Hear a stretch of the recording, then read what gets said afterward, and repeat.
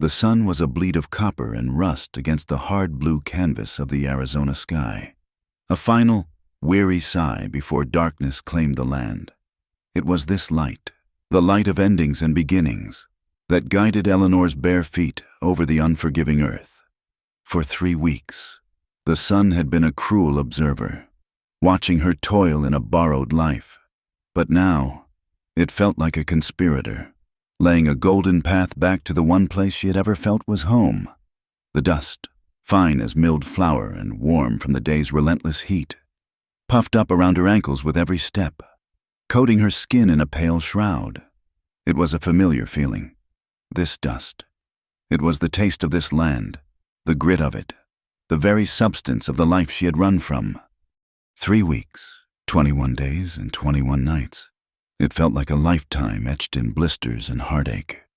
She had left Silas's ranch without a word, a ghost slipping away in the pre-dawn gray.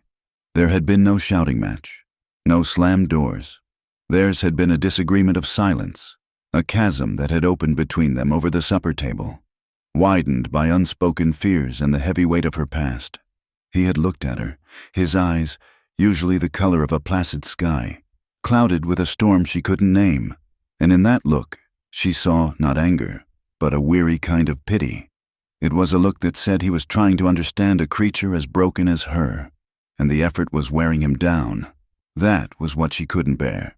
Not his anger, but his exhaustion. She felt like a stray dog he'd taken in, one that kept dragging trouble and mud onto his clean floors. So she had left, believing it was a kindness, believing that removing herself would restore the peace to his solitary world. She had walked until the sun was high, finding work at a small, struggling homestead miles to the south, run by a gaunt woman named Martha, whose husband had been taken by a fever 2 winters past. Eleanor had mucked out stalls, hauled water, and patched clothes in exchange for a place in the hayloft and a share of the thin stew Martha cooked each night. The work was hard, bone-deepeningly hard, and it was honest, but it wasn't a life. It was a waiting period, every evening, as she lay on the scratchy hay, the scent of dried clover and dust in her nostrils. She would close her eyes and see not the rafters above, but the rough-hewn beams of Silas's cabin. She would feel not the chill of the desert night, but the phantom warmth of his arm around her as they stood on the porch, watching the stars ignite one by one. He had never asked about the life she'd fled. He had found her collapsed by the side of the road, her dress torn, her body bruised, and a terror in her eyes that spoke of things no person should endure. He had simply lifted her onto his horse, taken her home, and given her a bowl of broth and a safe place to sleep. He gave her quiet acceptance, a gift more precious than gold. He never pressed for details, never judged the shadows that sometimes crossed her face. He had simply made room for her, in his home and in his life, with an ease that had both healed and terrified her. How could a man so steady, so rooted in the earth, want a woman who was little more than a tumbleweed, blown in by a violent wind?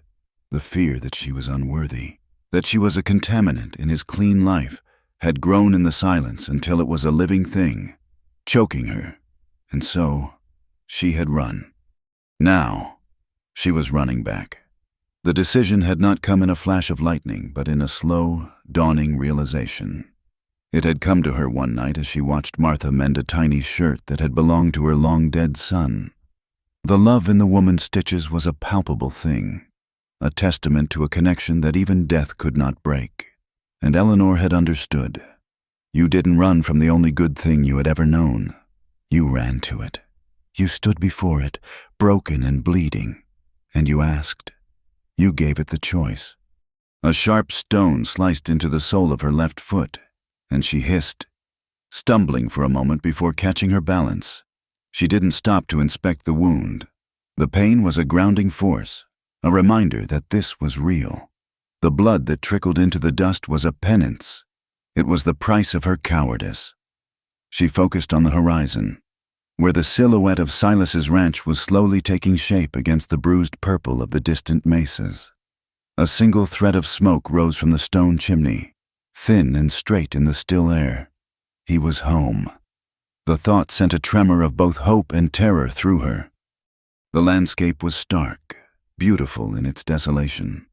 Towering saguaros stood like silent sentinels, their arms raised to the heavens. Gnarled mesquite trees and brittlebush clung to the dry soil.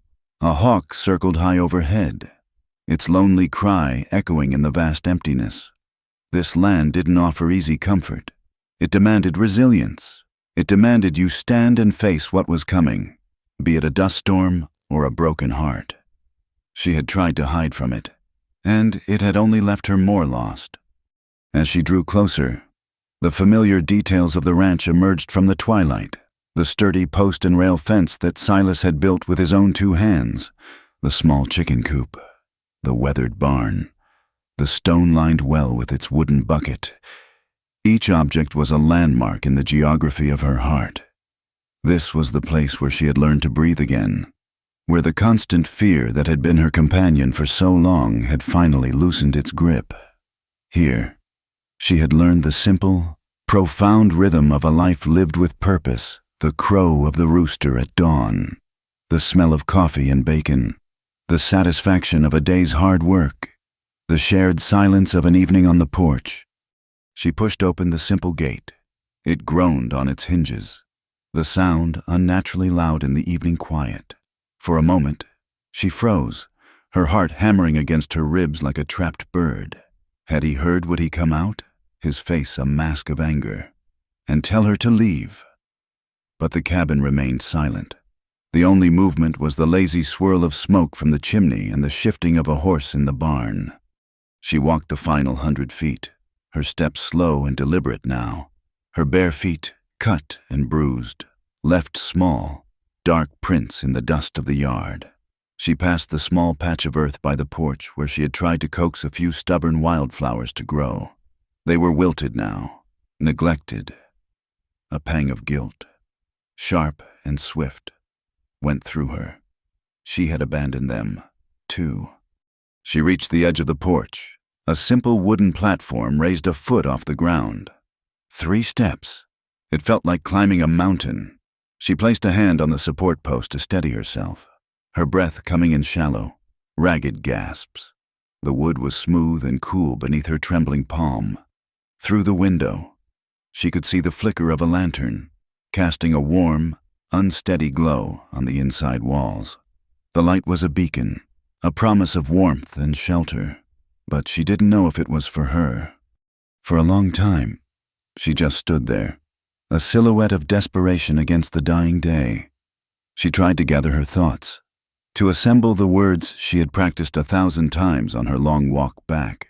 But her mind was a whirlwind of fear and longing. What if he had already moved on? What if he had found someone else? Someone whole and strong. Someone who didn't carry the ghosts she did. What if the peace he'd found after she left was something he now treasured? The last sliver of the sun dipped below the horizon, and the world was plunged into the soft, velvet gray of twilight.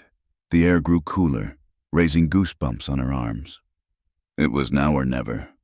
She raised her hand, balled it into a fist, and knocked on the solid wood of the door.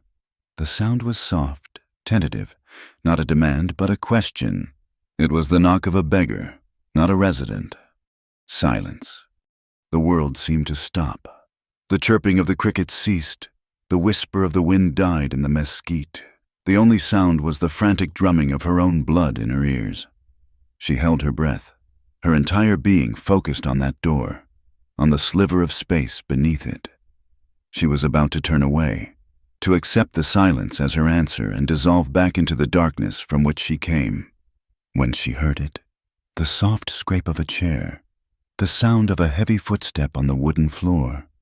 A bolt was drawn, and the door swung inward. Silas stood there, filling the frame. He was just as she remembered, yet somehow different. He was taller, broader than her memory allowed. The lantern light from behind him cast his face in shadow, but she could see the surprise in his eyes, the way they widened almost imperceptibly. He was wearing a simple work shirt, the sleeves rolled up to his forearms, and a smudge of dirt was streaked across his jaw. He looked tired. He looked strong. He looked like home. His gaze dropped from her face, down the length of her dusty, travel-worn dress, to her bare feet. She saw his eyes linger on the cuts and the dried blood, and a muscle in his jaw twitched, but his expression remained unreadable. A stony cliff face she could not scale. He said nothing. He didn't smile, but he didn't frown either. He just stood there, watching her, the silence stretching between them until it was a physical thing, a taut wire that hummed with unspoken questions. All the words she had prepared, all the explanations and apologies, vanished from her mind, burned away by the intensity of his silent stare. There was only one thing left, the raw, elemental truth of her return. It was the question that had propelled her across miles of hostile terrain, the question that was now the only thing holding her upright. Her voice, when it finally came, was a cracked whisper, barely more than a breath of desert air. It was a sound so fragile she feared it would break before it reached him. "Do you still want me?" Silas's eyes lifted from her wounded feet and met hers. In their depths, she saw a flicker of something she couldn't decipher: relief, pain, a deep and profound weariness. He didn't speak. He didn't need to. His answer was in the slow, deliberate movement that followed.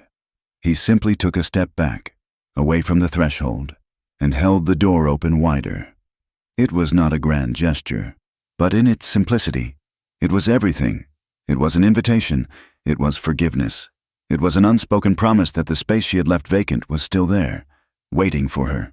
He was clearing the way for her to come inside, out of the darkness. Back home, 3 weeks earlier, the silence had been a weapon. It had started over supper, a simple meal of beans and cornbread laid out on the rough-hewn table between them. The day had been long and hot, filled with the familiar labor of mending a fence line on the far side of the property. They had worked together, moving in the comfortable, wordless rhythm they had established over the past months. But as the sun went down, a quiet chill had crept into the small cabin, a cold that had nothing to do with the evening air. A traveling marshal had stopped by that afternoon, watering his horse and sharing a bit of news from the territory. He'd spoken of a recent stagecoach holdup near Gila Bend, describing the men responsible with a tired sort of disgust. Eleanor had kept her head down, busying herself with the chickens, but she had felt the lawman's eyes on her, a casual, assessing glance that made the skin on the back of her neck prickle. After he'd gone, a heaviness settled over Silas. It wasn't suspicion. Not exactly. It was a deep, troubled quiet. As they ate, he had looked at her, his gaze lingering. In his eyes, she saw the question he would never be so cruel as to ask, "Who are you? Really, what trouble follows you?" He had said nothing. He simply rose from the table, took his plate to the wash basin, and began to clean it with slow, methodical strokes. The scrape of the cloth against the tin plate was the only sound. It was an ordinary act, yet it felt like a wall being built, brick by silent brick. He was retreating into himself, into the safe, solitary world he had inhabited before she had stumbled into it. And in that moment, Eleanor's deepest fear took root and bloomed like a toxic flower. She was a blight, a shadow that had fallen across his sun-drenched patch of earth. Her past, the one she never spoke of, was a stain she could never wash out. And by staying, she was smearing it all over him. The thought that she could bring danger or dishonor to this man, the only truly good man she had ever known, was an agony beyond bearing. Anger would have been easier to face. Shouts, accusations, those were familiar territories.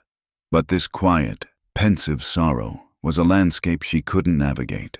It was the sorrow of a man realizing he had taken in a wounded hawk, only to find its wing was too broken to ever truly heal. She could not be that burden.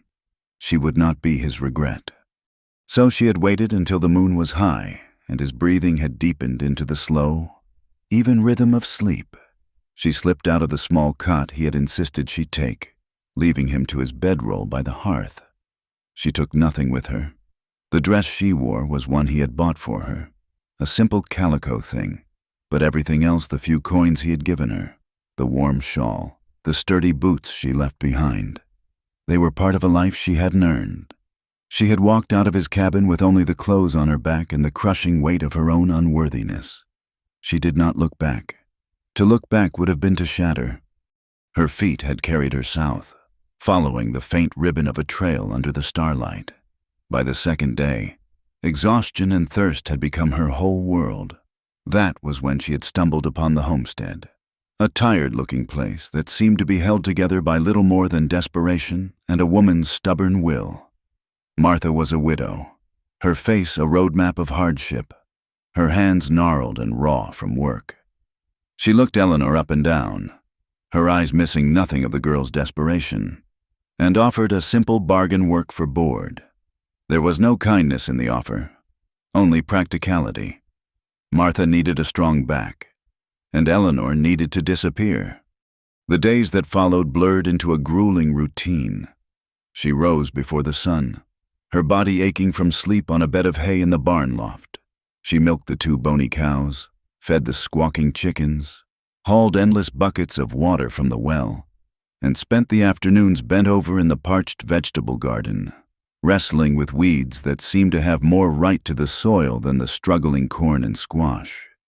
Martha worked alongside her, her silence as vast and unyielding as the desert itself. They exchanged only necessary words, their lives reduced to the basic vocabulary of survival water, feed, mend, harvest. In a way, the punishing labor was a comfort. It emptied her mind, leaving her too tired to think, too sore to feel much beyond the dull ache in her muscles. But the nights were a different matter. The nights were a vast, empty expanse where memory and regret were free to roam. As she lay in the hayloft, the desert wind moaning through the cracks in the barn walls, the cold would seep into her bones. It was a profound, lonely cold that no amount of hay could warm. And in that cold, she would remember Silas. She didn't remember the fear she had felt under his gaze that last night. Instead, she remembered the warmth. She remembered one evening, weeks after she'd arrived, when a sudden storm had blown in from the mountains. The temperature had plummeted, and she had stood on the porch, shivering in her thin dress, watching the rain lash down. Silas had come to stand beside her, and without a word, he had taken off the heavy sheepskin-lined cloak he wore and wrapped it around her shoulders. The sheer weight of it had surprised her, a solid, grounding presence. It enveloped her, smelling of him of wood smoke, leather, and the clean scent of the desert sage. It was more than just a garment. It was a fortress. For those few moments, standing beside him, cocooned in his warmth and the solid strength of his presence, the world had felt safe. The terrors of her past had receded, banished to the far side of the storm. He hadn't said, "You're safe here." He had simply made it so. The memory of that feeling, of that profound, unconditional shelter, was a physical ache in her chest. And she remembered his trust. Men, in her experience, did not trust. They watched, they waited, they expected the worst. But Silas was different. About a month into her stay, he had to ride into the next town for supplies, a journey that would take him 2 full days. He had simply told her he was going, showed her where the extra chicken feed was, and left. He had not locked the cabin. He had not hidden the small tin box where he kept his money. He had not given her a list of warnings or instructions. He had looked at her that morning and said, "The rifle is by the door, if you need it." And then he had ridden away. She had spent those 2 days in a state of suspended disbelief. She had cleaned the cabin until it gleamed, mended one of his shirts, and cooked a stew for his return, all the while marveling at the sheer fact of his faith in her. He knew nothing of her, save that she had arrived broken and running from something terrible. By all rights, he should have seen her as a liability, a potential thief, a danger. Instead, he had given her his home and his trust without a single question. The feeling it had instilled in her was something she couldn't name. It was like standing in the sun for the first time after a lifetime in the shadows. That trust was a seed he had planted in the barren soil of her soul, and in leaving.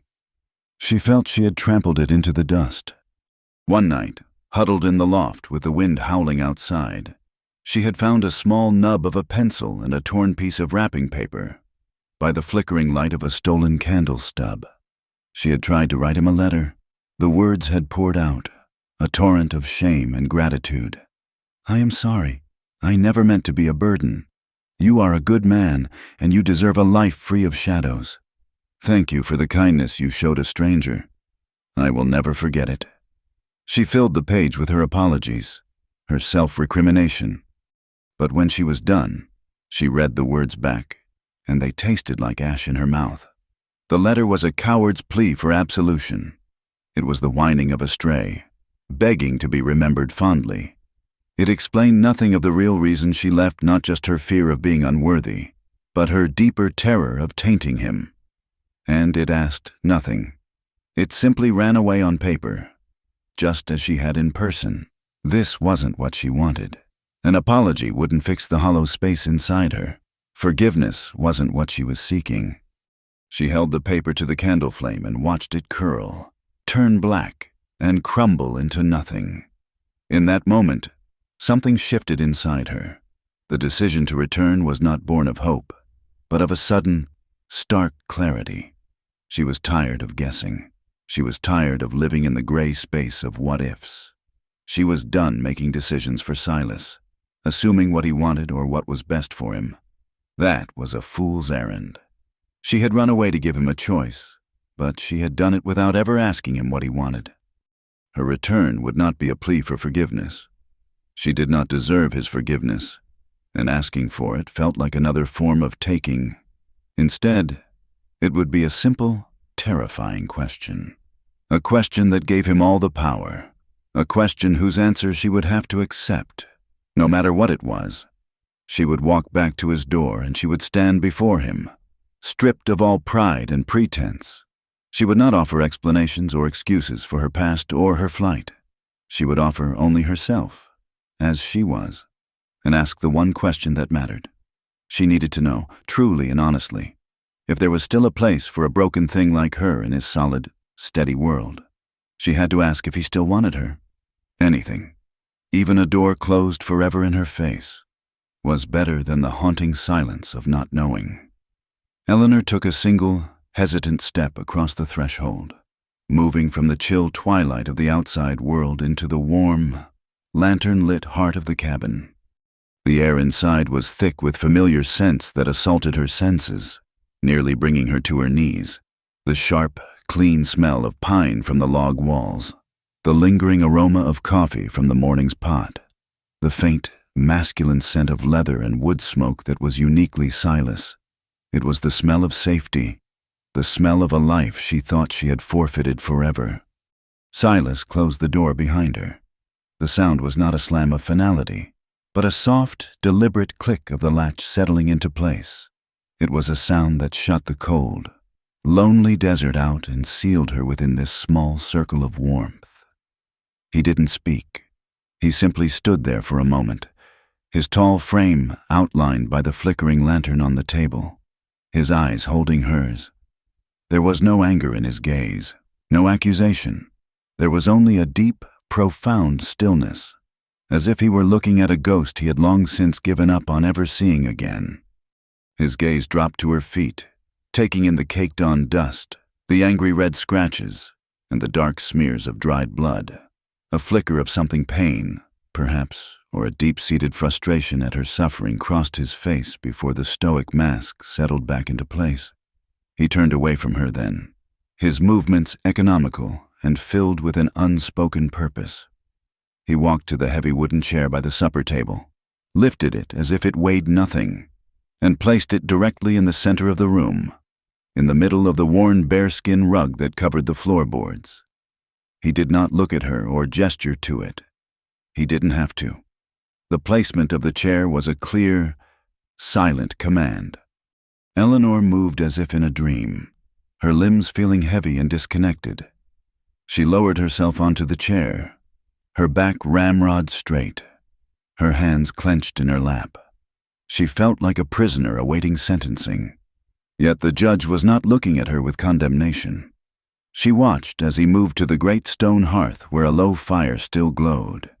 He stoked the embers, added a log, and then swung the iron kettle hook over the growing flames. The metallic clink and the subsequent sizzle as he filled the kettle from a bucket of water were the only sounds in the cabin. They were domestic sounds, ordinary and comforting.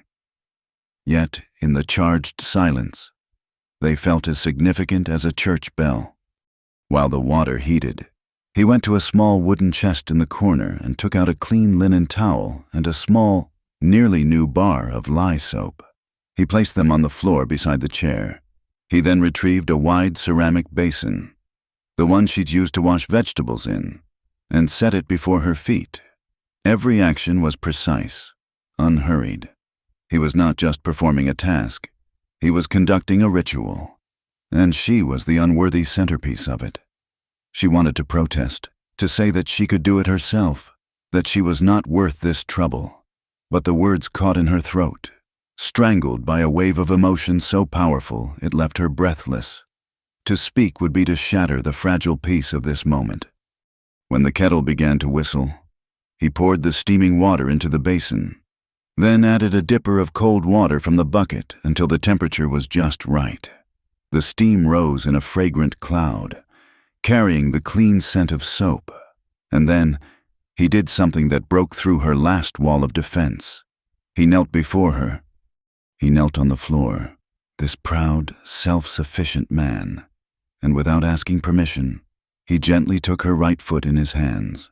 His hands were large and calloused, the hands of a man who wrestled a living from the hard earth. Yet his touch was unbelievably tender. It was the touch one might use on a frightened colt or a broken-winged bird. Eleanor flinched, a small, involuntary jerk, ashamed of the filth and the wounds she was presenting to him. His grip tightened for a fraction of a second, not in anger, but in reassurance, before he lowered her foot into the warm water. The relief was so intense, so immediate, that a choked sob escaped her lips. The warmth soaked into her aching, frozen feet, easing the fire of the cuts and the deep ache in her bones. Silas said nothing. He simply held her foot submerged for a long moment, letting the water do its work. Then, he took the soap and began to wash away the grime of her long journey. His movements were slow and methodical, his focus absolute.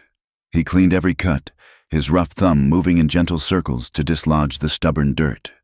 She watched the top of his bowed head, the way the lantern light caught the threads of gray at his temples. She watched the powerful muscles in his shoulders and back as he worked. This was not an act of pity. It was an act of profound, unspoken care. It was an answer. It was forgiveness, not in words, but in water and soap and a gentle touch. Tears welled in her eyes, hot and stinging, but she refused to let them fall. She would not add her tears to the water that was washing her clean. It was in the midst of this silent sacrament that a small voice broke the stillness. "Ellie." They both looked up. Standing in the doorway of the small sleeping alcove was a young boy of about 7, rubbing the sleep from his eyes. He was small for his age, with a tangle of sandy brown hair and Silas's clear, steady eyes. It was Tom, Silas's son, a quiet, watchful boy who had lost his mother to a fever years ago and had clung to Eleanor's gentle presence like a vine to a sturdy wall. The boy's face, clouded with sleep, broke into a smile of pure, unadulterated joy. He didn't question. He didn't hesitate. He ran across the room and threw his small arms around Eleanor's neck, burying his face in her shoulder. "You're back," he mumbled into the fabric of her dress. "You're back." Eleanor's arms came up automatically, pulling the small, warm body closer. She buried her face in his hair, which smelled of sleep and clean cotton, and, for the first time, she allowed a single tear to trace a path through the dust on her cheek. The boy's simple, unconditional acceptance was a blow to the heart, more potent than any sermon. He didn't ask where she had been. He didn't ask why she had left. He only knew that a part of his world that had gone missing had now returned. He held on tight, and in his embrace, Eleanor felt a piece of her fractured soul begin to knit itself back together. Silas had paused in his work, watching the reunion with an unreadable expression. After a moment, he squeezed Tom's shoulder gently. "Let her be, son. She's tired." Tom pulled back, his eyes shining. "Are you staying for supper, Ellie?" Before she could answer, Silas spoke, his voice low and even. "She's staying. Tom, go wash up." The boy beamed and scurried off to the washstand. "She's staying." The words were simple, stated as a fact, not a question. They settled into Eleanor's soul, a balm on a raw wound. Silas finished washing her other foot with the same painstaking care. When he was done, he gently lifted her feet from the basin and dried them with the soft linen towel, patting them carefully around the cuts. He rose, emptied the dirty water outside, and then returned to the cabin. He looked at her, sitting small and clean in the big chair. For the first time, a hint of a smile touched the corners of his mouth. It was a fleeting thing, but it was there. The silence that fell between them as he prepared a simple supper was different from the one that had driven her away. The previous silence had been a chasm, cold and wide. This was a shared space, a quiet, born not of tension but of emotional exhaustion. It was the silence of two people who had weathered a storm and were now standing in the calm of its aftermath. Too weary to speak of the wind and the rain, it was a silence that didn't need to be filled. Eleanor eventually rose from the chair, her feet stinging but clean, and moved to help. She didn't ask. She simply went to the cupboard, her movements regaining their old familiarity, and took down 3 tin plates and 3 cups. She set the table while Silas stirred a pot of stew on the stove, its savory aroma filling the small room. Tom, his face scrubbed clean, watched them both, a quiet contentment on his face. The 3 of them moved around the small space, a silent dance of domesticity being relearned. They ate at the small table, the only sounds the scrape of spoons against tin and the crackle of the fire.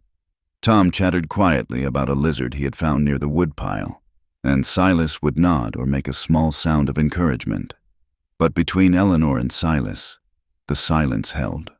It was no longer uncomfortable. It was a blanket, a space for healing. Every so often, her eyes would meet his across the table, and he would hold her gaze for a moment before looking away. In those brief glances, she saw no lingering questions, no blame. She saw only a deep, quiet relief. He was not a man of many words, but his actions had spoken a language clearer than any poetry. He had welcomed a weary traveler. He had tended to her wounds. He had fed her. He had told his son she was staying. He had, in his own steadfast, silent way, told her that she was home. Eleanor awoke to the faint, pearlescent gray of pre-dawn light filtering through the cabin's single window. For a disorienting moment, she didn't know where she was. The cot beneath her was soft, the air was still and warm, and the deep, cellular exhaustion that had been her constant companion for 3 weeks was gone, replaced by a profound sense of peace. Then, memory returned in a gentle tide.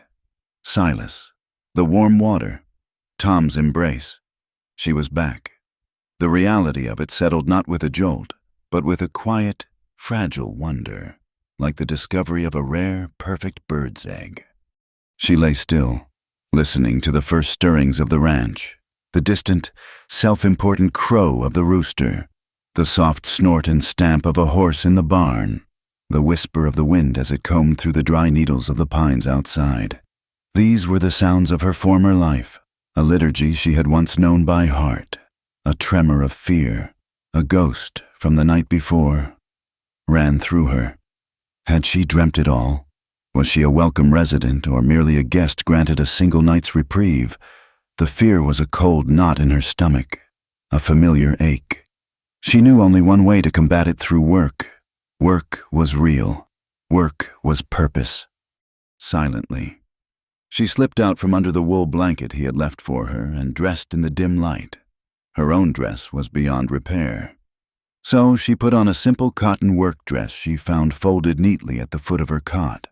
One he must have bought for her long ago and she had left behind. It felt both strange and familiar, the fabric a ghost against her skin, her bare feet, clean and tender from the previous night's care, padded softly across the cool wooden floorboards. Silas was still asleep in his bedroll by the hearth, a dark, still shape in the gloom. Tom was a small lump under a quilt in the alcove. She moved with a practiced quiet, a shadow reclaiming its old spaces. She started at the well. The morning air was crisp and cold, carrying the clean, earthy scent of the desert at dawn. The rope was coarse and familiar in her hands, the rhythmic creak of the pulley a welcome, grounding sound, as she drew bucket after bucket of clear, cold water. She watched the eastern horizon ignite, the sky transforming from bruised purple to a delicate rose gold. The land here was harsh, unforgiving, but it held a stark, breathtaking beauty that had always soothed a part of her soul. This land didn't lie. It was what it was, and it demanded you be the same. Back inside the quiet cabin, she rekindled the fire and began to make cornbread. Her hands moved with an unconscious grace, measuring the yellow meal, adding the water and salt, stirring the batter into a thick, gritty slurry.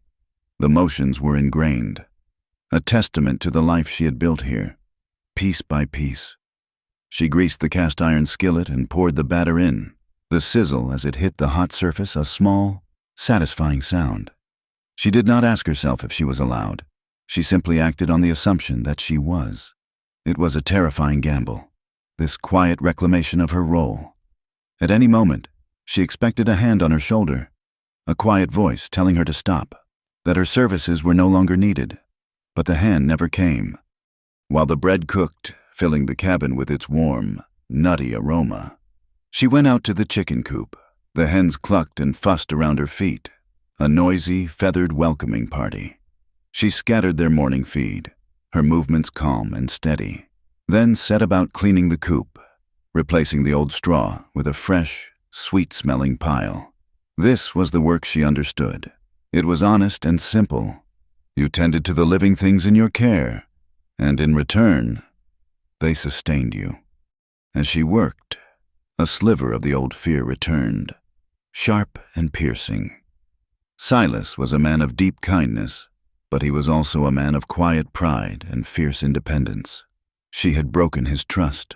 She had walked away from the shelter he offered without a word of explanation. Kindness could wash a person's feet, but could it truly erase the wound of abandonment? She still felt like a visitor on borrowed time, her presence a fragile thing that could be revoked at any moment. She feared the day when the quiet acceptance in his eyes would curdle into resentment, when he would finally turn to her and say, "It's time for you to go." When she returned to the cabin, Silas was awake. He was standing by the stove, pouring himself a cup of coffee, his back to her. He must have heard her enter, but he didn't turn around immediately. Her heart hammered against her ribs. This was it, the moment of reckoning. He finally turned, a steaming tin cup in his hand. His face was calm, his eyes clear. He simply nodded toward the skillet. "Smells good," he said. His voice was gravelly with sleep, but even it held no accusation, no surprise. It was the voice of a man talking to a woman he expected to find in his kitchen in the morning. The tension in her shoulders eased by a fraction. After a simple breakfast of cornbread and coffee, a meal eaten in the same comfortable quiet as the night before, they went out to the barn. The day's main chore was to bring in the last of the hay from the small paddock and stack it for the winter. The air in the barn was cool and smelled of hay, horses, and old leather. It was a cathedral of labor, and she had always loved the peace within its walls. Silas climbed the ladder into the loft to shift the old bales, while she remained below to prepare the space. A few bales were still bound with thick twine that needed to be cut before the hay could be spread. She saw the cutting knife, a formidable tool with a curved steel blade and a worn wooden handle, resting on a workbench. She was about to reach for it when Silas's boots appeared on the ladder. He came down and walked over to the workbench. He picked up the knife. Her breath caught in her throat. She expected him to cut the twine himself, a simple task he had done 100 times. Instead, he turned to her. He looked her directly in the eye, his expression unreadable.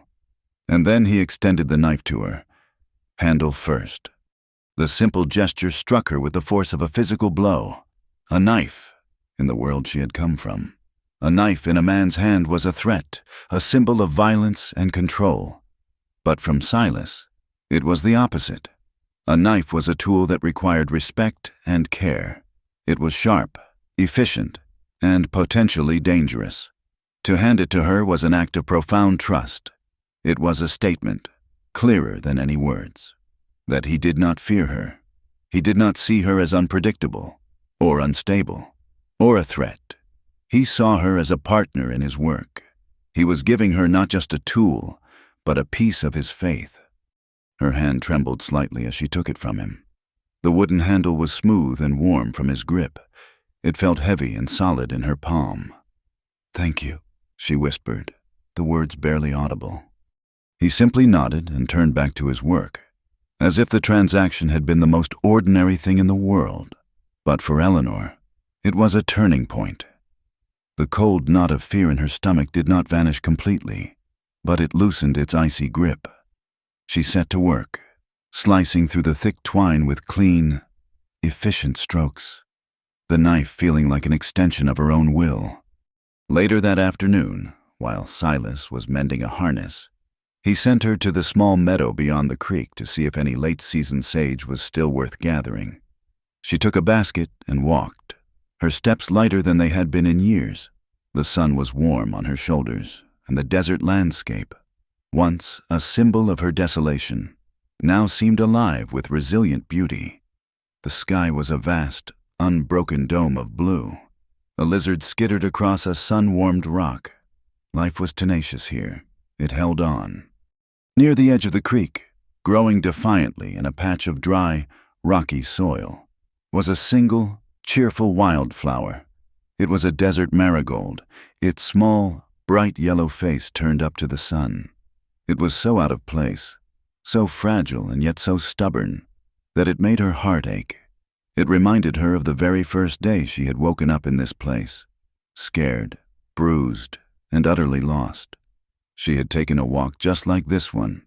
She had found a similar flower that day, and in a moment of desperate hope, a desire to offer some small bit of beauty in return for the kindness she'd been shown, she had picked it and left it on the cabin's doorstep, a silent thank you. Now, she knelt and picked this new flower. It felt like a bookend, a completion of a circle. She carried it back to the cabin, its bright yellow a spot of impossible color against the drab landscape. Silas was still in the barn, with a feeling of déjà vu. She placed the single, perfect flower on the wooden threshold, right in the center of the top step. She didn't know if he would even notice it. She didn't know if he remembered the first one. It was another question, posed not in words, but in petals and stem. A small, hopeful gesture left for fate to decide. That night, she went to bed with a heart full of anxious hope. The next morning, she awoke with the same sense of quiet anticipation. She dressed and stepped out of her alcove into the main room, and then she saw it. On the main table, placed squarely in the center where no one could miss it, was a single, folded piece of clean paper. Her heart began to beat a little faster. She walked over to the table and gently picked it up. It was heavy, thicker than normal paper. She unfolded it. Inside, resting side by side, were two flowers. On the right was the bright yellow marigold she had picked yesterday, its color still vibrant, and on the left, faded to a pale, ghostly yellow, its petals delicate and brittle as a butterfly's wing, was another marigold, the one from her first day. He had kept it. Through all this time, through the weeks of her absence, through his silence and his solitude, he had kept her small, insignificant offering. He had pressed it, preserved it, and kept it safe. Now, He had placed the new one beside the old. It was a bridge between the past and the present. It was a quiet, undeniable testament that she had never been truly gone from this place, that the small mark she had tried to make had been valued and protected. Eleanor stood there for a long time, gazing at the two flowers, the old wound and the new ground, preserved together. A new day was dawning outside, and for the first time in a very long time, she felt certain she would be there to see it. The two pressed flowers on the table became a silent testament, a centerpiece that Eleanor found her eyes drawn to throughout the day. They were a treaty, a bridge between the ghost she had been and the woman she was trying to become. The sight of them gave her a fragile, tentative courage. She was not a guest. She was something more. And with that thought, a new kind of energy began to flow through her. A quiet but determined desire, not just to occupy a space in this cabin, but to help shape it, to make it a home. The cabin was Silas's creation, and it reflected him completely. It was sturdy, practical, and stripped of all but the barest necessities. There was an inherent neatness to it, the order of a man who lives alone and knows where every tool and tin plate belongs. But it lacked a certain softness, the touch that transforms a shelter into a sanctuary. And so, Eleanor began her work, moving with a quiet purpose that she hoped would be seen not as an intrusion, but as an offering. She started with the air itself. She threw open the door and the single window, letting the clean, dry desert breeze sweep through the cabin, chasing out the stale scent of wood smoke and solitude.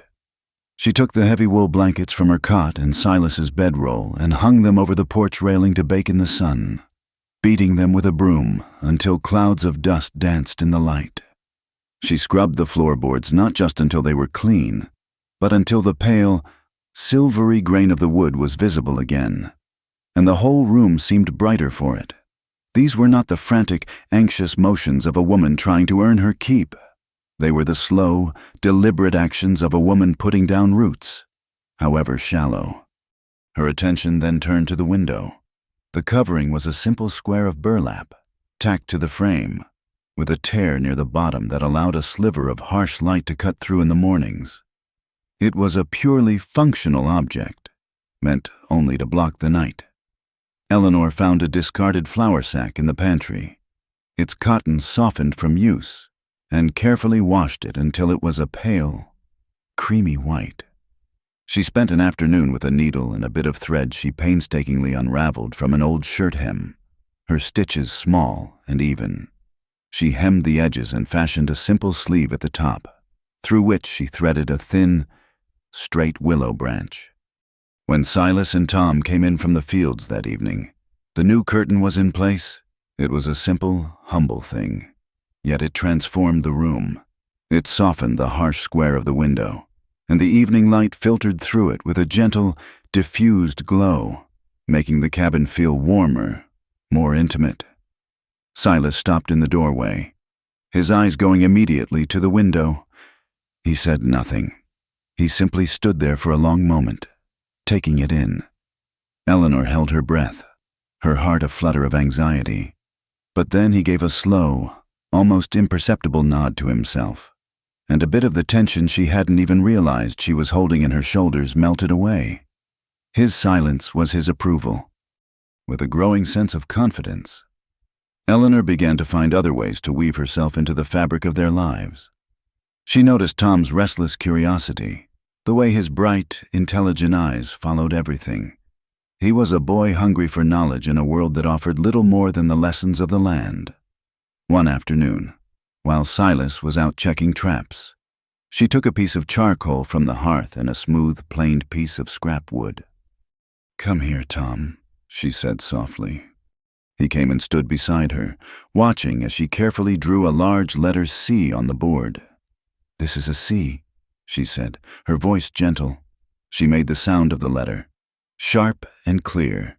"It's the first letter in a word that I think you should know." She guided his small hand, his fingers clumsy around the lump of charcoal, and together they traced the letter again and again. She moved on to O, then U, R, A, G, and E. With each letter, she was patient, praising his small successes, gently correcting his mistakes. He was a quick study, his brow furrowed in concentration, a smudge of black appearing on his nose. When the full word was spelled out, courage, he looked at it, then up at her, his expression questioning, "What does it mean, Ellie?" She looked down at the rough letters, the word that had become her mantra on the long walk back to this very spot. "It means," she said, choosing her words carefully, "it means being afraid to do something, being very, very afraid, but doing it anyway, because your heart tells you it's the right thing to do." Tom considered this with the gravity only a child can muster. Like when Pa had to pull that calf out of the mud, even though the mama cow was angry. "Exactly like that," she said, a real smile touching her lips. "That took a lot of courage." He looked at the word again, a new understanding dawning in his eyes. He picked up the charcoal and, on his own, began to trace the letters once more. In that moment, Eleanor wasn't just a helper on a ranch. She was a teacher, a nurturer. She was planting a seed in this boy's mind, just as Silas had planted one of trust in hers. Her efforts soon moved beyond the cabin walls. A fierce windstorm had passed through the territory during her absence, and a section of the fence bordering the horse pasture had been knocked down. 3 heavy posts were leaning at a dangerous angle, and the rails lay splintered on the ground. It was a vulnerability, an open wound on the property. Silas had been too busy with more pressing chores to get to it. One morning, Eleanor took matters into her own hands. She found the post hole digger in the barn, a heavy, unwieldy tool that took all her strength to operate. She began to clear the old, broken posts, her muscles straining against the weight. The work was brutal. The sun beat down on her, and sweat stung her eyes. But with every shovelful of earth, with every splinter she cleared away, she felt a fierce satisfaction. This was not just mending a fence. This was rebuilding a boundary. This was making the ranch safe again. She was no longer just a recipient of Silas's protection. She was an active participant in it. Silas found her in the late afternoon, her face smudged with dirt, her dress stained with sweat. He had reined in his horse at the edge of the pasture and simply watched her for a long time, his expression unreadable from a distance. She faltered for a moment under his gaze, wondering if she had overstepped. If this was a man's work, she had no right to. But he dismounted, tied his horse to a standing post, and walked over. He didn't ask what she was doing. He didn't tell her to stop. He simply picked up the sledgehammer, positioned a new post in the hole she had dug, and said, "Hold it steady." They worked together for the next hour, a silent, efficient team. She would hold the heavy cedar post upright, her arms trembling with the effort, while he swung the heavy hammer in a powerful, rhythmic arc, driving the post deep into the hard-packed earth. The thud of the hammer was their only conversation. It was a language of shared labor, of mutual purpose. When the last post was set, they stood back, 2 figures covered in the dust of their work, and looked at the solid, newly repaired fence. A sense of shared accomplishment, a quiet pride, hung in the air between them. The days settled into a new rhythm, a life woven from these small, shared moments. The nights, however, remained a territory of quiet contemplation. After Tom was asleep, Eleanor and Silas would often find themselves on the front porch steps, sitting in the cool desert air. The silence between them was no longer a void, but a vessel, filled with the comfortable weight of the day's work in the vast, starry expanse of the sky above. They would sit side by side, sometimes for an hour or more, listening to the chirping of crickets and the distant call of a coyote. One such evening, the air was particularly still. A fat silver moon hung in the black sky, illuminating the landscape in a ghostly light. They were sitting a few inches apart, their shoulders almost touching. A splinter of wood had worked its way loose on the step between them. Almost at the same moment, they both reached down to brush it away. The backs of their hands touched. It was a small, fleeting contact, but it sent a jolt through Eleanor, a current of warmth that spread up her arm. In the past, her instinct would have been to recoil, to pull away as if burned. But this time, she didn't. She held her position, her hand frozen in place, her knuckles resting against his. She felt the rough, calloused texture of his skin, a map of the hard life he had lived. It was a strong, steady hand, a safe hand. A long, breathless moment passed. He didn't pull away, either. He simply let his hand rest there, against hers. The silence on the porch deepened, but now it was charged with a new energy. The small point of contact between them was an anchor, a quiet acknowledgement of the bond that had been reforged, not with words, but with shared labor, unspoken forgiveness, and 1,000 small acts of care.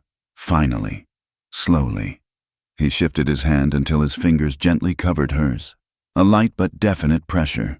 It was not a lover's caress, but something quieter, more profound. It was a gesture of solidarity, a promise. You are not alone. They sat like that for a long time, their hands joined in the moonlight, the silence speaking volumes. From the shadows near the barn, another figure watched them, unseen. Raul, an old vaquero who ran a few head of cattle on the neighboring plot of land, had come over to borrow some tobacco.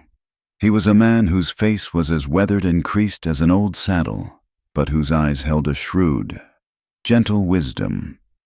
He had been a friend of Silas's father and had watched Silas grow from a boy into the solitary, capable man he was today. He had seen the deep loneliness in his friend after his wife had passed, and he had noted the arrival of the haunted-looking young woman with a cautious interest. He had also noted her sudden absence, and the deeper quiet that had fallen over the ranch in her wake. He had been about to call out, but he stopped when he saw them on the porch. He saw the way they sat together, the easy quiet between them. And then he saw their hands touch, and the way neither of them moved. He saw Silas's hand cover hers, a simple, protective gesture that spoke more than a library of books. Raul brought his clay pipe to his lips, a slow, knowing smile creasing the corners of his eyes and disappearing into his thick mustache. He turned and walked away as silently as he had come, the tobacco forgotten. His friend was not alone anymore. The woman of the ranch had returned. The peace of the evening did not last. After they had retreated from the porch, a subtle but definite change began to work its way through the desert night. The air, once cool and light, grew thick and oppressive, carrying a strange, metallic scent like ozone and wet dust. The ceaseless, comforting chirp of the crickets faltered, then fell silent. The stars, which had blazed with such clarity moments before, were swallowed one by a tide of unseen clouds rolling in from the mountains. It was a silence that was not peaceful, but waiting, a breath held in the throat of the world. Inside the cabin, the atmosphere of quiet contentment lingered.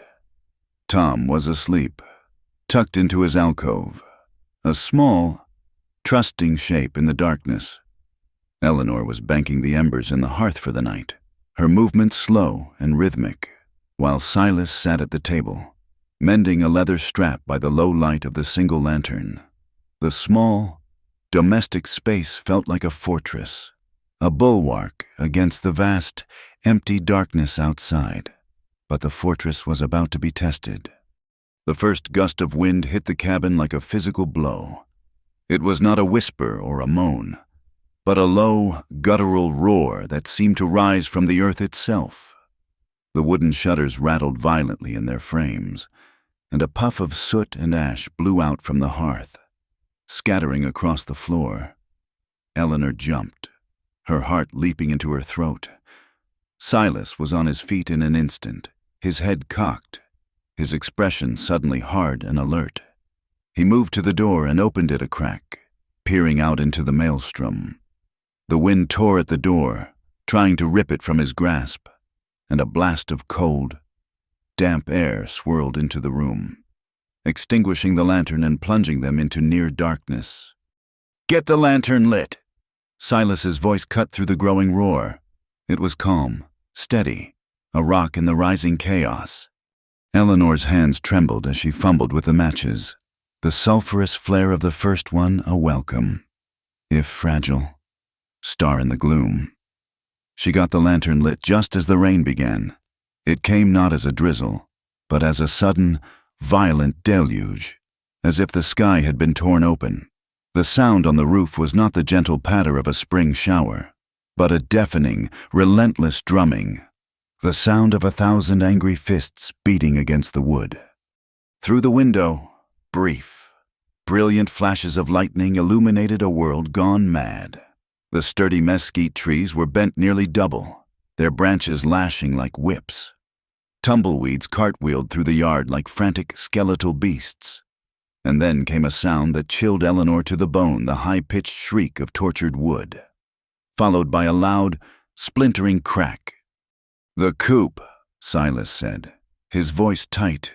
He had seen it too. In the next flash of lightning, they saw the small door of the chicken coop, ripped from one of its leather hinges, flapping wildly in the gale. The terrified squawking of the hens was a thin, desperate sound lost in the storm's fury. Before Silas could move, before he could even speak, Eleanor was running. She didn't think, she acted. Those chickens were not just livestock. They were a part of the life she had so painstakingly rebuilt. They were her responsibility, her small flock. The thought of them, terrified and exposed to the storm, was unbearable. She wrenched the main door open and threw herself out into the tempest. The force of the wind and rain was staggering. It drove the breath from her lungs and plastered her thin dress to her body in an instant. The rain was not just wet, it was cold and hard, pelting her skin like a shower of thrown gravel. The ground had already turned to a slick, treacherous mud that sucked at her bare feet. Blinded by the rain and the darkness, she stumbled forward, guided only by the sound of the panicked chickens and the brief, disorienting flashes of lightning. She reached the coop and fought her way against the wind to the broken door. The hens were a frantic, feathered mass inside, their eyes wide with terror. She grabbed the splintered door, the wood rough and wet beneath her fingers, and tried to force it shut. The wind was a living entity, a malevolent giant that pushed back with incredible force, determined to tear the small shelter apart. A scream tore through the night, a sound of pure childhood terror that had nothing to do with the chickens. Ellie Pa. It was Tom. Another flash of lightning lit the cabin doorway, and she saw him standing there, a small, terrified silhouette, his face pale and his mouth open in a scream as a deafening clap of thunder seemed to shake the very foundations of the earth. "Get back inside, Tom," she heard Silas roar over the wind. But Eleanor's focus was fractured. The boy's cry had pierced her concentration. She gave the door one last desperate shove, and for a moment, it seemed to hold. She turned, intending to run back to the cabin, back to the boy. It was in that moment of turning, her body off balance in the slick mud, that a massive cottonwood tree at the edge of the yard, a tree that had stood there for 100 years, finally gave up its long fight. There was a sound unlike any she had ever heard, a deep, groaning crack that seemed to split the sky, followed by the terrifying whine of a giant giving way. It was a sound of immense weight and unstoppable momentum. She saw it in the next lightning flash, a colossal, dark shape tilting, falling, coming directly toward the front of the cabin. She was frozen for a heartbeat, paralyzed by the sheer, horrifying scale of it. Then, a powerful arm wrapped around her waist, lifting her off her feet. It was Silas. He had run out for her. He half-dragged, half-carried her, his boots sliding in the mud. As they scrambled toward the relative safety of the cabin's side wall, they fell in a heap against the rough logs just as the tree came down. The impact was cataclysmic. A tremor ran through the very floorboards of the cabin, a deep, shuddering jolt that felt like an earthquake. The sound was a deafening, final whoomp that momentarily drowned out even the roar of the storm. They were alive. They were safe. But the front of the cabin, the door, their only way out, was now completely blocked by the massive trunk of the fallen tree. Silas pulled her to her feet and shoved her toward the back of the cabin, where a small, secondary door led from the pantry. He got them both inside, along with a terrified, sobbing Tom, and slammed the door against the storm. The world outside dissolved into a roaring chaos of wind and water. But inside, they were in a small, sealed pocket of fragile safety. They huddled together in the center of the room, the three of them, dripping and shivering. Tom was clinging to his father's leg, his small body racked with sobs. Eleanor was trembling, not just from the cold, but from the adrenaline and the stark, bone-deep terror of their near miss. Silas's face was a grim, hard mask in the flickering lantern light. He pried Tom from his leg and knelt, taking the boy's face in his hands. "It's all right, son. We're safe. It was just a tree." He spoke with a confidence he couldn't possibly feel, his voice a low, calming anchor. He led them to the hearth, where the embers still glowed. He quickly rebuilt the fire, his movements sure and economical, until bright, cheerful flames were leaping up the chimney, pushing back the oppressive gloom. The fire was their only anchor in a world gone mad. He stripped Tom of his wet nightshirt and wrapped him in a thick wool blanket, then did the same for Eleanor, draping a heavy blanket over her own soaked dress. They sat on the floor before the hearth, huddled together for warmth, listening to the storm rage outside. The sound of the rain on the roof was a constant, deafening roar, punctuated by the howl of the wind and the occasional, terrifying crack of thunder. They were trapped, isolated, a tiny island of humanity in a sea of elemental fury. After a few minutes, once Tom's sobs had subsided into hiccups, Silas stood up. He went to the corner of the cabin, where his rifle, a long, heavy Winchester, rested against the wall. He picked it up and checked the action with a practiced motion. Eleanor watched him, her heart sinking. The storm was a danger, but the rifle spoke of another kind of threat. In this wild country, a storm that trapped you also made you vulnerable. He walked back to the fire and knelt in front of her. His eyes, in the flickering firelight, were dark and serious. And then he did something that stunned her more than the falling tree. He held the rifle out to her, butt first. It was not a suggestion. It was a transfer of command. "You know how to use this," he stated. It wasn't a question. He had taught her himself, months ago, insisting that any person living on this land needed to know how to defend it. She looked from the rifle to his face, confused. "But you—" It was then that she saw it. His left hand, a strip of white cloth, torn from a dish rag, was wrapped hastily around his palm and wrist. Dark blood was already beginning to soak through the makeshift bandage. He must have done it in the barn, or when he came out for her. A deep gash from a piece of flying debris or a splintered rail. In the chaos, she hadn't noticed. He had ignored his own injury to ensure their safety. He saw where she was looking. "It's nothing," he said, his voice clipped. "But I'll be clumsy with it.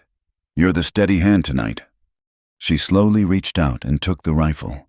The wood of the stock was smooth and cool, the steel heavy and solid. It felt impossibly weighty in her hands. This was not a cutting knife. This was not a tool for mending fences. This was an instrument of life and death. And he was entrusting it to her. He was entrusting her with his life, and the life of his son. The stark white of the bandage against his weathered skin was a testament to his own mortality, a silent admission of his own vulnerability. In that moment, he was not just offering her his trust, he was offering her his strength, acknowledging that tonight, she might need to be the stronger one. No one spoke. The only sounds were the crackle of the fire and the relentless assault of the storm outside. Tom had fallen into an exhausted sleep, his head in Eleanor's lap. Silas sat beside them, his back against the stone of the hearth, his injured hand resting on his knee. Eleanor held the rifle across her own lap. its cold weight a strange comfort. In the flickering firelight, their eyes met across the sleeping form of the boy. There were no words of love, no grand declarations. There was no need. In his gaze, she saw it all: gratitude for her courage, regret for the danger, and a fierce, unwavering belief in her. And in her own eyes, she hoped he saw the same promise reflected back. I will not fail you. We will see the dawn together. It was a vow forged in the heart of the storm, silent and absolute, more binding than any words spoken before a preacher. They were trapped, wounded, and besieged, but they were together, and in that shared darkness, they were stronger than they had ever been apart. The dawn that followed the storm was unnervingly beautiful. The world was washed clean, scrubbed raw by the wind and the rain. A cool, crystalline light spread across the landscape, making every wetted stone and battered cactus spine gleam. The air smelled of rain-soaked earth, splintered pine, and the sharp, clean scent of creosote. But the beauty was a deceptive mask over the devastation. The yard was a ruin of broken branches and debris, and blocking the front of the cabin like a fallen giant lay the massive cottonwood tree, its tangled roots ripped violently from the earth, a testament to the storm's unthinking power. They began their work as the sun climbed higher, a silent, determined team. Tom, subdued by the previous night's terror, was tasked with gathering smaller branches into piles. Silas, his injured hand wrapped in a fresh, clean bandage, took up a heavy axe, his face a grim mask of concentration. His plan was not to move the tree, an impossible task for one man, but to chop through the massive trunk, to clear a path, to reclaim their exit to the world. Eleanor worked alongside him, hauling away the cut branches, her body aching with a weariness that was more than physical. The shared terror of the storm had forged a new, unspoken bond between them, but the bright light of morning brought with it the cold reality of their situation. They were trapped, their home damaged, their sense of security shattered. Every swing of Silas's axe, every thudding impact against the wood, felt like a blow against their imprisonment. Eleanor watched him, his powerful shoulders bunching with each swing, his jaw tight with effort. The bandage on his hand was a stark reminder of the price of their safety, a price he had paid without a word of complaint. A cold dread, familiar and suffocating, began to seep back into her heart. She had brought this, not the storm, but the vulnerability. Her presence here was a magnet for trouble. It was mid-morning when they first heard it, a sound that did not belong in the post-storm quiet, the steady, rhythmic beat of a horse's hooves, moving at a walk. Approaching from the main trail, it was not the hurried, frantic sound of a traveler in distress, but the slow, deliberate pace of a man with a purpose. Instinctively, Silas stopped his work, the axe held loosely in his good hand. He turned, his body a solid, unmoving wall, and stared down the path. Eleanor's blood ran cold. She straightened up, her hands full of splintered wood, and followed his gaze. A rider was emerging from the scrub pine, a lone figure moving through the wrecked landscape. He was not what she expected. Her memories of the men from her past were, of course, loud brutes, their menace as plain as the dirt on their faces. This man was different. He rode a fine, dark bay horse that looked well cared for. He wore clean, dark trousers, a vest over a gray shirt, and a flat-brimmed hat that sat low on his brow, shadowing his face. He looked less like a common bounty hunter and more like a clerk or a businessman. But there was a stillness about him, a coiled tension in the way he sat his saddle. That was far more unnerving than any overt threat. He stopped his horse a respectful distance from the fallen tree, his path blocked. He did not dismount. He simply sat there, his eyes taking in the scene: the massive tree, the damaged cabin, the man with the axe, and, for a fleeting, sharp moment, her. His eyes, even from a distance, were like chips of ice. The synopsis had said they were not friendly, but that was an understatement. They were utterly devoid of emotion, The eyes of a man who saw people not as human beings, but as objects, as tasks to be completed. Eleanor felt a primal urge to run, to hide, to become invisible. But the woman who had fled in the night 3 weeks ago was not the same woman who had held a rifle in the dark. She dropped the branches she was holding and backed away slowly toward the cabin. Her hand closed around the handle of a small paring knife she'd left on the porch railing after peeling potatoes for their morning meal. The blade was small, almost useless, but the solid feel of the handle in her palm was a small anchor in a sea of rising panic. She moved to stand just behind Silas's shoulder, partially obscured by his frame, a shadow at his back. "That's a hell of a mess you've got here," the stranger said. His voice was calm, level, without any discernible accent. It was the voice of a man who was accustomed to being in control. Silas did not reply to the pleasantry. He didn't move. He simply stood there, the axe a heavy, threatening pendulum in his hand. "State your business." The stranger's lips curved in what might have been a smile, but it held no warmth. "My business is information. I'm looking for someone, a girl, passed through this territory some months back. Came out of Gila." He paused, letting the words hang in the still air. His cold eyes flicked past Silas, trying to get a better look at Eleanor. "Word is she ran from her husband, a man of some importance. He's anxious to have her back." The air went thin. Eleanor felt as if the stranger had reached out a ghostly hand and closed it around her throat. The girl who ran from her husband in Gila. The words were a brand, searing her past onto this new, clean life. The knife in her hand felt impossibly small. This was it. The ghost she had been running from had finally found her. Her presence here had put Silas and his son directly in its path. The guilt was a physical sickness, a sour taste in the back of her mouth. Silas did not turn. He did not look at her. His entire focus was on the man on the horse. His shoulders were rigid, his knuckles white where he gripped the handle of the axe. When he spoke, his voice was flat, colder than the stranger's, as hard and unyielding as the Arizona rock beneath his feet. "There's no one like that here." The stranger's gaze lingered for a long moment.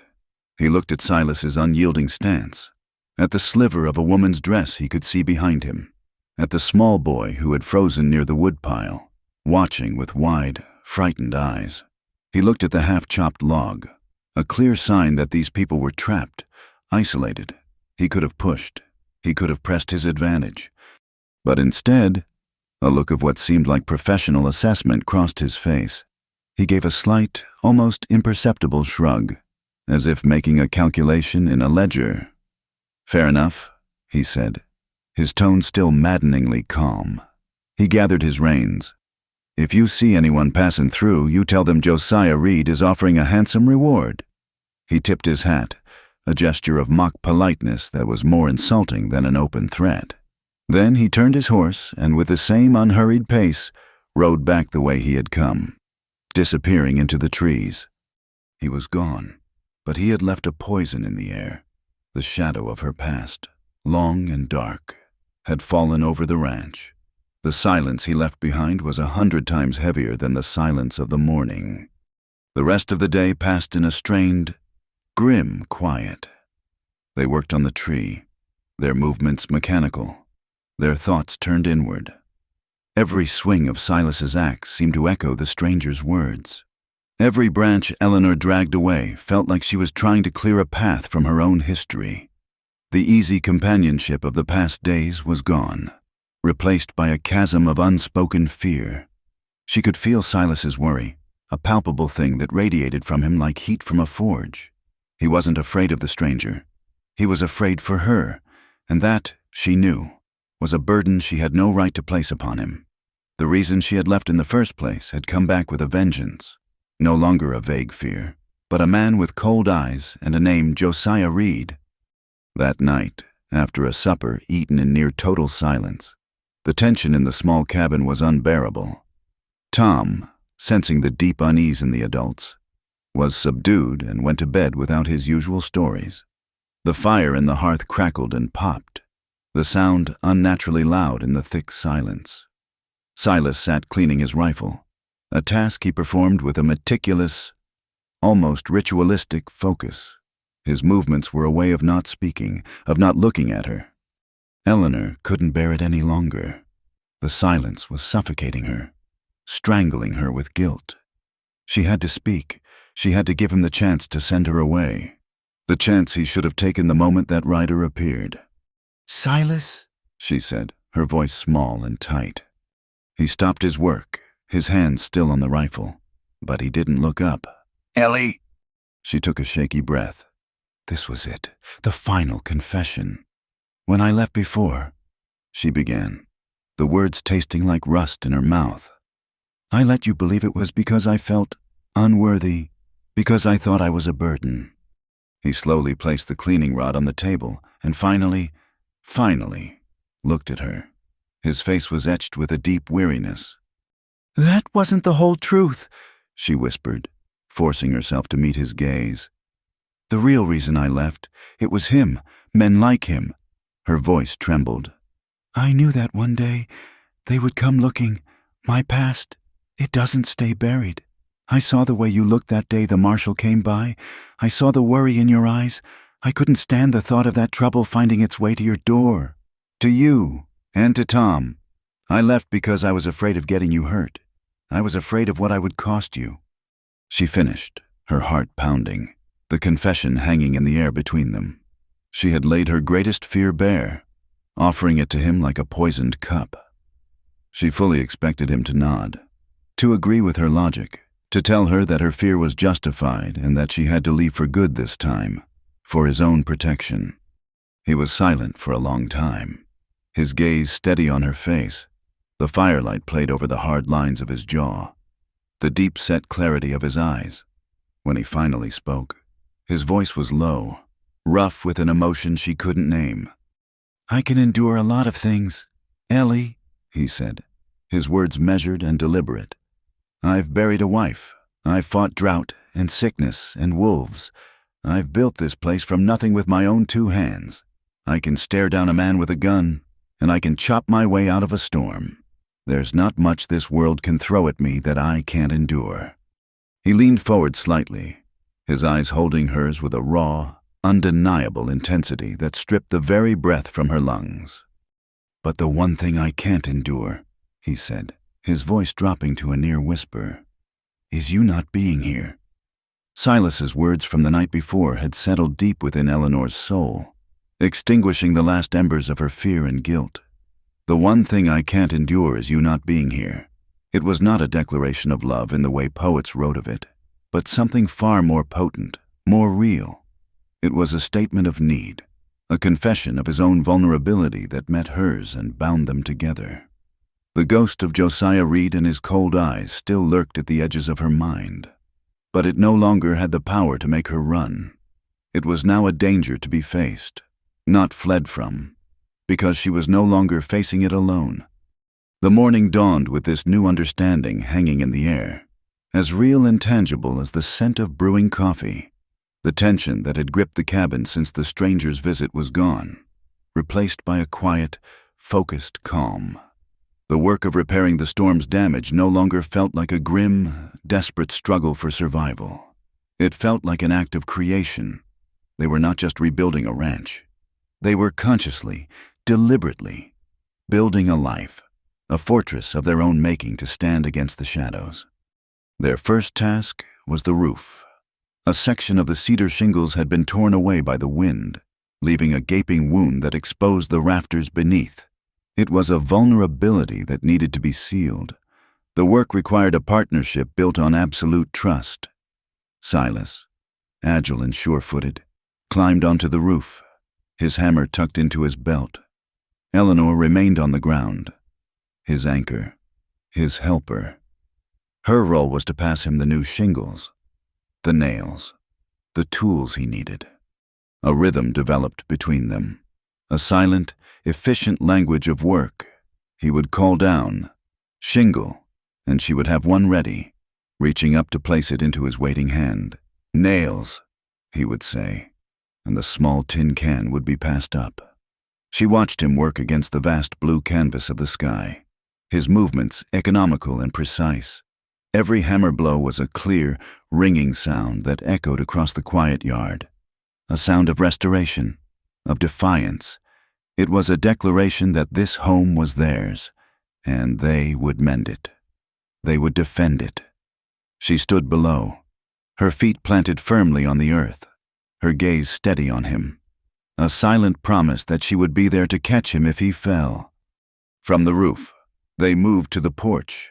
The impact of the fallen cottonwood had cracked the foundation on one side, leaving it unstable. Together, they mixed a slurry of mud, water, and fine gravel, the same way Silas's father had taught him years ago. They knelt side by side, their hands plunging into the cool, wet mixture, working it to the right consistency. There was something elemental and grounding about the task. It was as if they were molding the very earth to their will, reestablishing the foundation of their home with their own 4 hands. They packed the mixture into the cracks, smoothing it with their palms. Their fingers brushed against each other in the mud.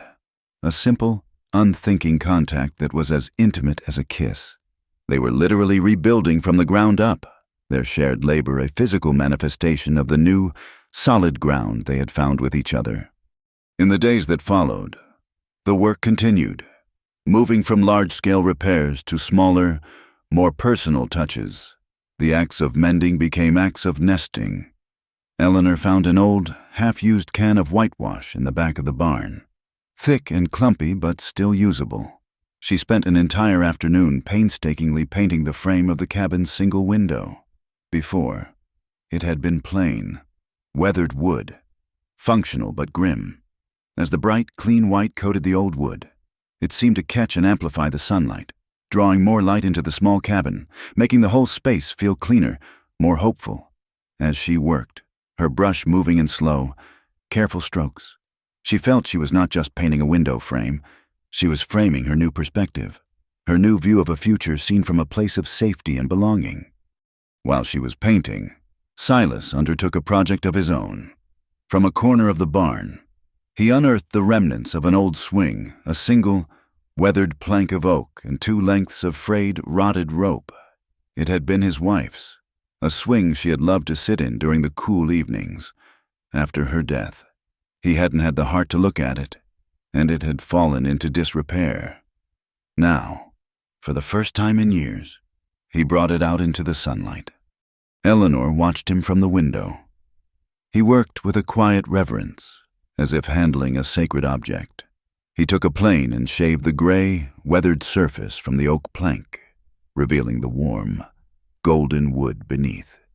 He sanded it until it was as smooth as silk, then rubbed it with linseed oil until it gleamed. He found new, strong rope and carefully threaded it through the holes, his large hands surprisingly deft as he tied the complex, non-slip knots. He hung the restored swing from the thick, low-hanging branch of a sturdy mesquite tree at the edge of the yard, a tree that had weathered the storm without losing a single limb.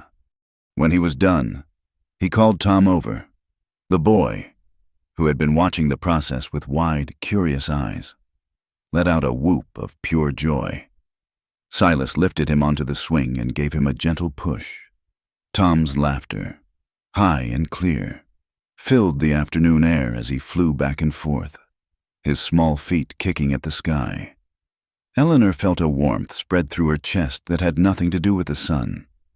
Silas was not just rebuilding a swing.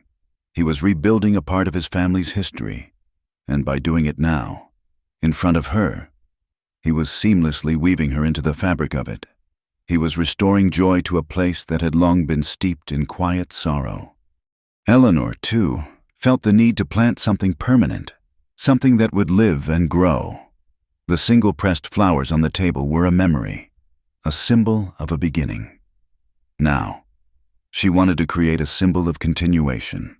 She chose a protected patch of earth that ran alongside the newly mended fence line, a space that caught the morning sun.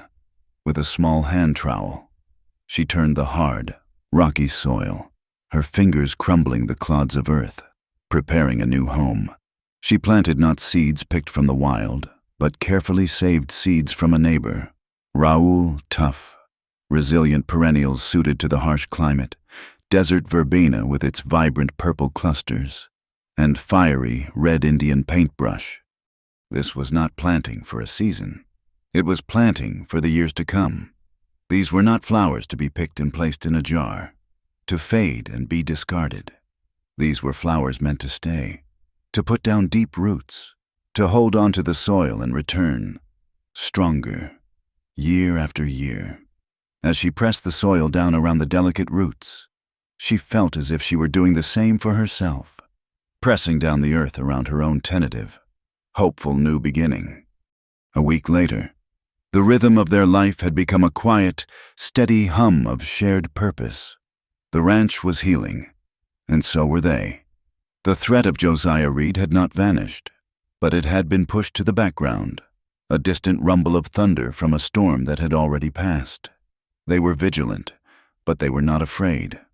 One night, the moon was a perfect, polished silver dollar in a sky of black velvet. The air was cool and carried the scent of the verbena she had planted. After Tom was asleep, Eleanor took a basin of water out onto the porch to wash some of the day's dish towels. It was a simple, mundane task, but she found a deep satisfaction in it, in the feel of the warm, soapy water on her hands, in the quiet solitude of the night. She was rinsing the last cloth when she sensed him behind her. She didn't startle. His presence was no longer a surprise, but a familiar, comforting weight. He stood there for a long moment, simply watching her, the moonlight tracing the silver in his hair. Then he moved. He stepped up behind her and, without a word, shrugged off the heavy canvas coat he wore. He draped it over her shoulders. The coat enveloped her, heavy and warm, smelling of wood smoke, leather, and him. The gesture was so reminiscent of the first time he had wrapped his cloak around her. Yet it was profoundly different. That had been an act of kindness to a stranger in a storm. This was an act of quiet, possessive care, an act of profound intimacy. He was shielding her from the night chill, wrapping her in his own warmth, his own presence. She stopped her work, her hands still in the cool water, and simply stood there for a moment, absorbing the feeling of safety, of being cherished. Slowly, she turned around. He was standing so close she could feel the heat radiating from his body. His face, illuminated by the moonlight, was serious, his eyes dark and deep. He looked down at her, his gaze holding a universe of unspoken emotion. They stood there, face to face, under the vast, silent desert sky. There were no words. No promises were needed.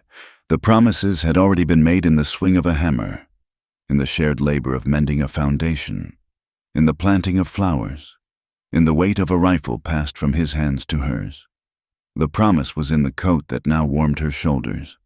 It was in the simple, breathtaking fact that after everything, they were both still here, standing together on this small patch of earth they had rebuilt with their own hands. Their shared presence in the quiet moonlight was the only vow they would ever need. The weeks that followed settled into a rhythm as peaceful and steady as a deep, sleeping breath. The ranch, healed from its wounds, seemed to exude a quiet contentment. The new shingles on the roof blended with the old. The fresh mortar on the porch foundation hardened under the relentless sun, and the whitewashed window frame stood as a bright, hopeful eye looking out onto a world that no longer felt threatening. Eleanor's flowers by the fence had taken root, their small green shoots a testament to the tenacity of life, a promise of future color. The shadow of Josiah Reed had not disappeared, but it had receded, becoming a distant memory of a bad dream rather than an imminent threat. The peace they had built was a tangible thing, a fortress constructed not of stone and wood, but of shared labor and unspoken understanding. In this newfound quiet, Eleanor found herself changing in ways she hadn't thought possible. The tight knot of fear that had lived for so long in the pit of her stomach had finally, truly dissolved. It was replaced by a soft, warm sense of belonging that grew stronger with each passing day. She no longer felt like a guest, or even a grateful refugee. She felt essential. She saw it in the way Tom would seek her out to show her a strange beetle or a new bird's nest.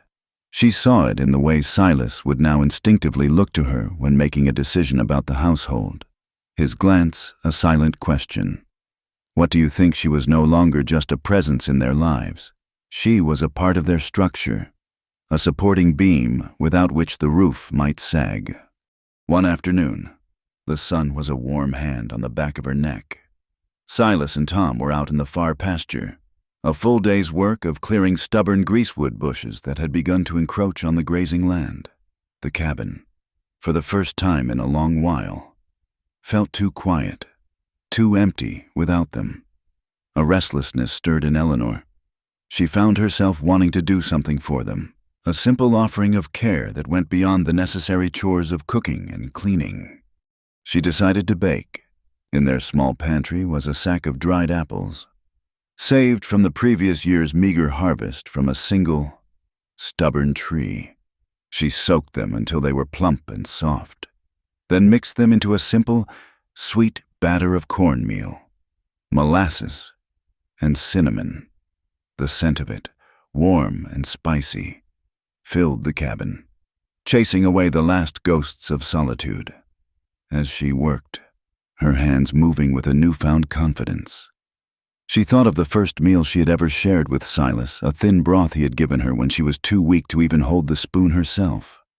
Now, she was baking a cake for him, a symbol of a life that had moved from bare subsistence to a place where small comforts were not only possible, but necessary. When the cake was baked, its top a lovely golden brown, she wrapped a large piece of it in a clean cloth, filled a canteen with fresh, cool water from the well, and set out. The walk to the far pasture was long, but she no longer saw the distance as a hardship. She saw the land with new eyes. This was not a hostile, empty wilderness.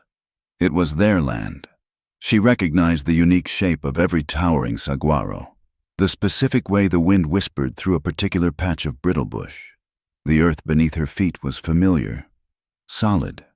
A gentle breeze came up from the south, tugging at the hem of her calico dress and lifting loose strands of hair from her face.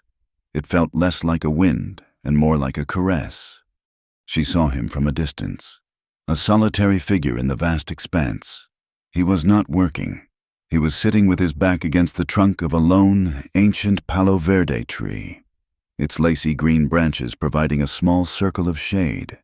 His hat was on the ground beside him, and his head was tilted back against the rough bark. His eyes closed. Tom was nowhere in sight, likely off exploring the nearby arroyo. For a moment, she paused, hesitant to disturb his rest. He looked so peaceful, so at ease with the world, a man completely in his element. The sight of him, strong and quiet and rooted to this land, stirred something deep inside her, a feeling of profound gratitude and an ache of affection so sharp it was almost a pain. She continued her approach, her footsteps soft on the dry grass. He must have heard her, because his eyes opened. He didn't startle or jump to his feet. He simply watched her come, a slow, gentle smile touching the corners of his mouth. It was a smile that reached his eyes, crinkling the weathered skin there, and it made her own heart feel impossibly light. "I thought you might be hungry," she said, her voice a little breathless from the walk. "I might be," he replied, his voice a low, pleasant rumble. She knelt on the ground beside him, the rough fabric of her dress pooling around her. She unfolded the cloth and offered him the piece of cake. He took it from her, his calloused fingers brushing against hers, a familiar, electric touch that still sent a shiver through her. She sat down, tucking her feet beneath her, and they ate in a comfortable silence. The only sounds the whisper of the wind and the distant cry of a hawk. The cake was sweet and moist, a small, perfect moment of pleasure in the middle of a long day. When they were finished, he leaned back against the tree again, a look of deep contentment on his face. She drew her knees up to her chest, wrapping her arms around them. The silence stretched, but it was a warm, shared silence, as comfortable as an old blanket. It was in this perfect, peaceful moment, with the sun on her skin and the man who had saved her in every way a person could be saved, sitting beside her, that the need to speak, to give voice to the change inside her, became overwhelming. She looked out across the pasture, at the vast, sun-drenched land stretching to the horizon. "When I first met you," she began, her voice quiet, almost speaking to herself, "I had nothing." The words came out soft, but steady. "I didn't even have a proper name, just the one I'd taken to run. I had no past I could speak of, and no future I could imagine. All I had was fear. It was the only thing that was truly mine." Silas didn't speak immediately. He just sat there, his gaze following hers out over the land. She could feel him listening, not just with his ears, but with his whole being. He was absorbing her words, giving them the weight and respect they deserved. "You've got a name now, Ellie," he said finally, his voice deep and certain. He turned his head to look at her, his gaze direct and unwavering. "You've got a home. You're the woman of this ranch. You belong to this place." His words were a balm, a declaration of fact that settled over her, solid and irrefutable. "You belong." He was not just saying she was welcome. He was saying she was an intrinsic part of it all, as much a part of the ranch as the Palo Verde tree or the well or the cabin itself. She felt a wave of emotion so powerful it made her throat tighten. She lowered her head, hiding her face from his intense gaze, her hair falling forward to curtain her cheeks. She belonged. The words echoed in the quiet chambers of her heart. After a lifetime of running, of being an outsider, of being a ghost in her own life, she belonged somewhere. She belonged to someone, not in ownership, but in partnership. She belonged with him. She took a shaky breath and slowly, she lifted her head again, pushing her hair back from her face. She had to ask. She had to ask one last time. Not out of fear, not out of a desperate need for reassurance, but out of a deep, quiet desire to hear the truth in this new, peaceful world they had built. She had to know if his acceptance of her, his need for her presence, had blossomed into something more. She looked him directly in the eye, her own gaze clear and steady, holding all of her hope and all of her heart within it. "So," she whispered, her voice barely a tremor in the vast quiet of the afternoon, "do you still want me?" The world seemed to stop. The wind held its breath. The hawk ceased its circling. There was only the space between them, charged with a question that held the weight of her entire future. Silas did not speak. His expression did not change. His gaze did not waver from hers. He simply, slowly, lifted his right hand, his good hand, and held it out to her, palm up. It was not a demand. It was an invitation, a question in return, an offer of a future held in the lines of his calloused, capable hand. Her own hand felt impossibly light as she lifted it. She watched as if from a great distance as she placed her palm against his. His skin was warm and rough, a landscape of hard work and quiet strength. It was the hand that had pulled her from the dust, the hand that had tended her wounds, the hand that had passed her a rifle in a storm. It was the hand of the man who had given her back her life. He said nothing. He simply curled his fingers around hers, his grip gentle but firm. A quiet, definite pressure. It was an answer more profound than any word, more binding than any vow. It was a simple, silent, undeniable yes. It said everything. I choose you. I will hold you. I will not let you go. And in that gentle squeeze, Eleanor finally, completely, came home. Spring did not arrive in the Arizona territory with a gentle tiptoe. It came in a sudden, breathtaking rush, a wave of life and color that washed over the stark, monochrome landscape of winter. The air, once sharp and thin, grew soft and warm, carrying the sweet, heady perfume of blossoming sage and the damp, fertile scent of the awakening earth. The Palo Verde trees, which had stood like skeletal ghosts, erupted in a riot of brilliant yellow blossoms, and the ocotillo, those thorny, whip-like stalks that seemed more dead than alive, tipped their branches with fiery clusters of crimson flowers. The desert, a place of survival, had transformed into a place of celebration. This transformation was mirrored in the small world of the ranch. The harsh edges of their lives had softened, the constant, low-grade tension of vigilance replaced by a deep, abiding peace. The days unfolded with a comforting, predictable rhythm, as steady and true as the rising of the sun. It was a life built not on grand events, but on 1,000 small, repeated acts of care and quiet companionship. The flowers Eleanor had planted along the fence line had not just survived, they had thrived. The verbena unfurled in a lush, royal purple carpet, and the Indian paintbrush stood like tiny, brilliant torches against the weathered gray of the fence rails.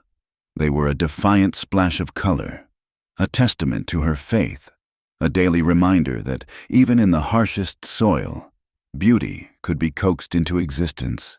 They were her flowers, the flowers that were meant to stay. Life had settled into a shape that felt as natural and right as the fit of a well-worn glove. Tom, freed from the anxieties of the adults, had become a different boy. His quiet, watchful nature had given way to a boisterous, carefree joy. He spent his days exploring, his pockets filled with treasures, smooth river stones, curious feathers, the iridescent shell of a beetle.